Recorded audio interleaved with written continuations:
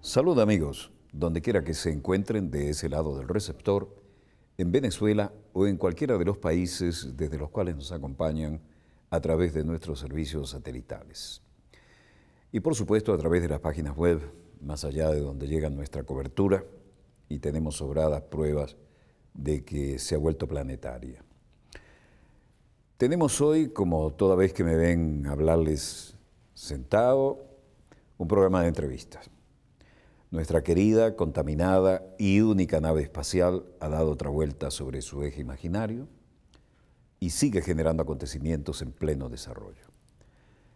Y por supuesto, la dramática situación que está viviendo la Yamajirilla libia continúa siendo noticia. Pero hoy tenemos el privilegio de contar con testigo de excepción de lo que está pasando allí. Y sin más trámites, quiero presentarles a quienes han sido nuestras estrellas vía satélite y ahora los tenemos aquí en el estudio, ¿no?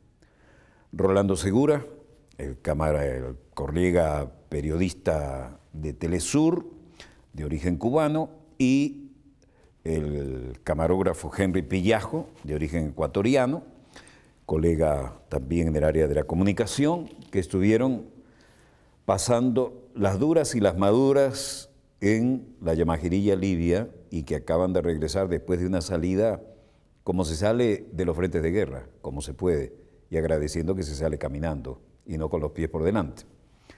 Entiendo que salieron apretadísimos en un pequeño mercante donde cabían 14 personas y iban como 50 y hacia una isla cercana relativamente neutral como Malta, pero cuando uno sale de ahí no hay para dónde elegir, es salir. Ese es el tema. Me voy a tomar el tiempo de leer para hacer justicia al currículum de cada uno. Rolando Segura es de nacionalidad cubana, tiene 45 años, ha sido el enviado especial de Telesur a Trípoli desde abril de 2011 hasta el 27 de agosto. Periodista y profesor universitario, egresado de la Universidad de La Habana en 1991. Obtuvo el Premio Nacional de Periodismo en Cuba en el año 1997, personal fundador de la cadena internacional Telesur como corresponsal de Cuba de 2005 a 2010, presentador del programa en vivo desde el sur, desde el 2009 al 2010, periodista del sistema informativo de la televisión cubana del 2001 al 2005. Su amplia trayectoria le ha permitido estar al frente de coberturas en distintos países como la República Bolivariana de Venezuela, Honduras, Brasil, Egipto, Paraguay, Bolivia, Irán, Perú, Haití, Zimbabue, Guinea Ecuatorial y Nigeria. Actualmente se desempeña como jefe de corresponsalía de Telesur en Ecuador. Fue una de las 37 personas que conformaban los diferentes equipos de prensa internacional que quedaron atrapados en el Hotel Rixos de Trípoli. Y nos acompaña su camarógrafo Henry Pillajo, de nacionalidad ecuatoriana, 28 años de edad, casado, padre de 2 hijos, enviado a Trípoli desde junio de 2011 hasta el 27 de agosto, periodista egresado de la Universidad Politécnica Salesiana en Comunicación Social para el Desarrollo, se ha desempeñado como camarógrafo editor de la corresponsalía ecuatoriana de la cadena Telesur desde el 13 de septiembre del 2007, Sus imágenes recorrieron el mundo tras la cobertura de la intentona golpista en Quito contra el presidente Rafael Correa en septiembre del 2010, y recordarán que le hicimos amplio destaque, y fue de las 37 personas que conformaban los diferentes equipos de prensa internacional que también se encontraban atrapados en el Hotel Rixos de Trípoli. No quería, como mínimo, hacer al menos esta justicia de los datos esenciales, porque una cosa es ver el material que nos enviaban desde un teatro de operaciones que se ha vuelto verdaderamente tan peligroso como el de Libia, y otra decir, bueno, sí, aquí está fulanito, qué bien, bienvenido. Hay mucha experiencia detrás, y la experiencia es intransferible, pero se puede contar. Rolando, bienvenido, nos sentimos orgullosísimos de tenerte aquí. Henry, bienvenido, orgullosísimo de que estés acá. Y queríamos rendirle tributo como uno de los creo que fui el pionero de los corresponsales de guerra en Venezuela, así que quería disfrutar. A mi edad ya no se va a la guerra y uno espera que la guerra no venga a uno. Quería disfrutar de las experiencias de ustedes para transferírsela a nuestros televidentes. Cuéntanos. No, primero, Walter, agradecerle esta posibilidad. Nosotros nos sentimos también muy honrados cuando estábamos en esos momentos tan difíciles y recibíamos mensajes de que este programa nos mencionaba, transmitía buena parte de nuestras historias y también los mensajes que recibí directamente de usted y de Dossier por las redes sociales. Perdona que te interrumpa, Sí. pero creo que te mandé uno cuando me dio la impresión por los datos que manejamos que se iba a poner fea la cosa en Trípoli. Y creo que te dije, Rolando, si estás en Trípoli, cuidado, abre el paraguas, ¿no? Abre el paraguas. Sí, sí, lo recibí.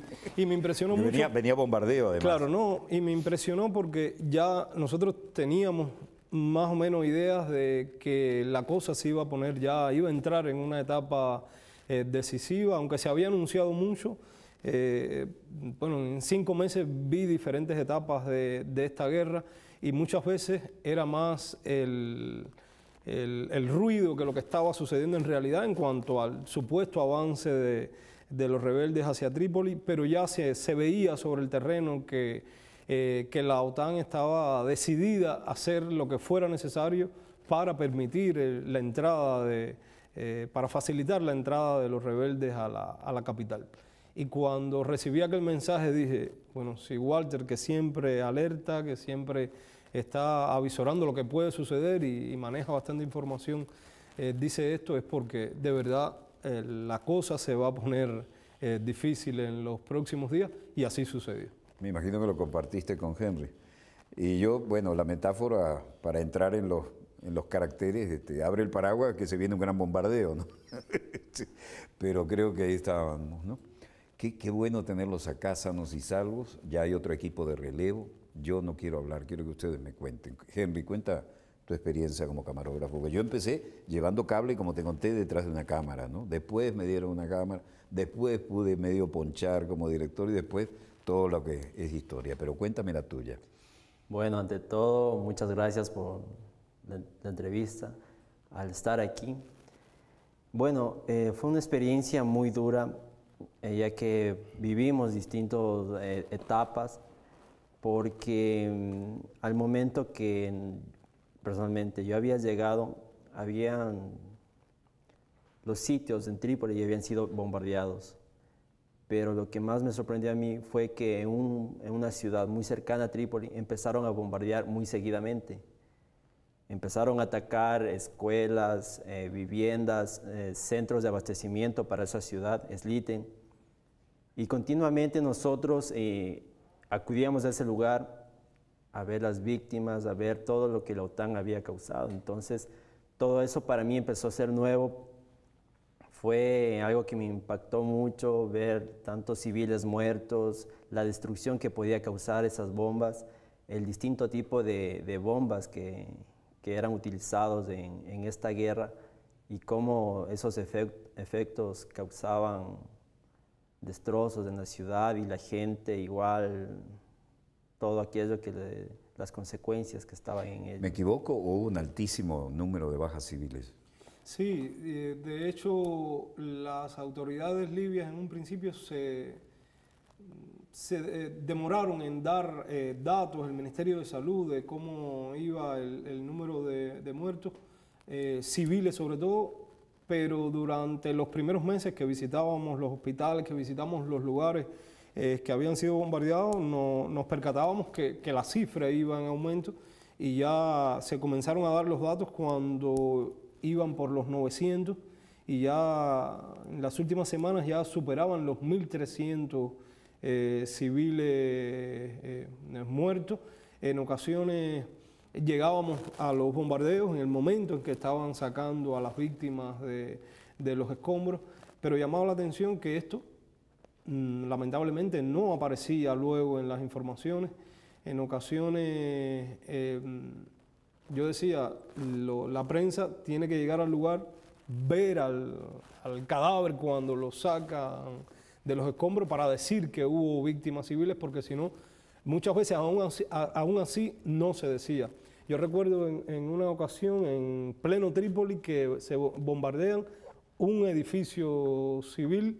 Fue uno de los pocos que la OTAN reconoce que había bombardeado y que por un error, un desvío que era a una base militar, una supuesta base militar en el aeropuerto de Trípoli, que se había desviado 1 kilómetro y había caído en ese edificio. Llegamos en la noche cuando todavía estaban sacando los cadáveres de entre los escombros, y al otro día en los principales periódicos donde vi la noticia no aparecía la foto del edificio que había sido bombardeado, sino del edificio de enfrente, que también estaba afectado, pero era la onda expansiva, no donde había caído el misil. Se veían muros derribados, pero no se veía la tragedia que se había vivido en el lugar que fue impactado por aquel bombardeo, donde murieron unas 7 personas en ese lugar. ¿Hay alguna estimación de bajas civiles? Porque ha habido cifras espantosas en alguna fuente, pero prefiero creerles a ustedes, si es que la tienen. No, en ese momento, al menos por los bombardeos de la OTAN, al momento de yo salir se hablaba de más de 1.400 civiles muertos durante los bombardeos de la OTAN. Recordamos uno, por ejemplo, el de Sliten, ya era uno de los momentos en que la OTAN estaba haciendo un esfuerzo decisivo para permitir por el este una entrada hacia Trípoli, y bombardearon en una madrugada 7 residencias civiles. El primer bombardeo fue alrededor de las 11 de la noche, cuando van a acudir familias cercanas, vuelven a bombardear, incluso mueren personas que iban a rescatar. Al otro día llegamos temprano en la mañana y llegamos a la morgue y pudimos contar 39 cadáveres. Las autoridades libias habían dicho que eran 85. Entonces la noticia no era la tragedia de esa cantidad de muertes, sino si eran 85 o 39, como si 39 ya no fueran suficientes pérdidas humanas, entre ellos varios niños, entre ellos mujeres también. ¿Era tu primer frente de guerra? Sí, primera vez que... Para ambos entonces. Sí, bueno, no fue poca cosa este bautismo como corresponsales de guerra, ¿no? Y no poca cosa el largo lapso que estuvieron allí a pie de cañón, ¿no? Sí. ¿Cómo fue decayendo la calidad de vida de ustedes? No, en un principio en particular, nosotros durante los primeros meses la alimentación estuvo bien en el caso particular de nosotros como periodistas, pero la situación ya del pueblo libio sí se iba deteriorando considerablemente. Tal vez lo que más hablaban los medios de comunicación era de los bombardeos, pero el cerco a Libia y en particular a Trípoli y al oeste de Libia que apoyaba aún a Gaddafi, era ahogarlos por hambre, por falta de electricidad, por falta de agua. Bombardearon el famoso río artificial, que ese iba a ser una de las maravillas del mundo, iba a ser declarado. Bueno, de hecho ya era una maravilla, yo creo, porque abastecía de agua al 75% del territorio. La mayor parte de la población de Libia que vive en las zonas costeras recibían el agua gracias a ese río. Y se dieron el lujo de transformar la parte del desierto en el norte cultivable, ¿no? Exacto, ¿no? Y todavía durante esta etapa había producción agrícola importante en el país, y afectar esa reserva de agua era afectar no solo el consumo diario de la población, sino también la propia agricultura, el ganado también, la alimentación de ese ganado. Pero no solo el agua, se bombardearon las líneas de transmisión de alta tensión, que en los últimos días afectó considerablemente la electricidad en Trípoli.